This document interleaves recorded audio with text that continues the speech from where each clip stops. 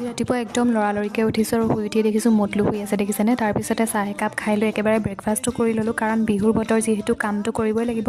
সেইকাৰণে মই লাগি গ'লোঁ ইডলি পিঠাকেইটা বনোৱাত। যিহেতু কালি তিল পিঠাকেইটা বনালে, সেইকাৰণে আজি ভাবিলোঁ মই ইডলিকেইটা বনাওঁ, কাৰণ ইডলি পিঠাকেইটা সকলোৱে খাব পাৰে। ইডলি বনাবলৈ যি লাগে সকলোবোৰ ৰেডি কৰি ধুনীয়াকৈ বেটাৰটো বনাই অকণমান টাইম ৰাখি থ'লোঁ। তাৰপিছতে জুইতে যোগাৰ কৰিলোঁ বনাবলৈ, আৰু জুইত বনোৱা বস্তুৰ সোৱাদটোৱে বেলেগ হয় নহয়নে বাৰু। ইডলিকেইটা কেৰাহীত উঠাই দেখিছোঁ মা, মাধুৰ্য আৰু দেউতাই মিলি ধুনীয়াকৈ ফিচাৰীত মাছ ধৰি আছিলে।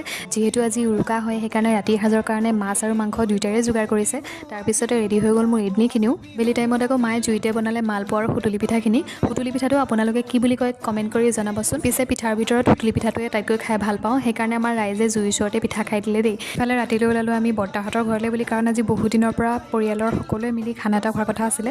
সেইকাৰণে ভাবিলোঁ উৰুকাৰ দিনাই খাই দিওঁ। খানা বুলি ক'লে মাছ আৰু মাংস দুয়োটাই যোগাৰ কৰা হয় নহয়নে বাৰু। বাকী আপোনালোক সকলোকে মোৰ ফালৰ পৰা মাঘ বিহুৰ হিয়া ভৰা শুভেচ্ছা থাকিল।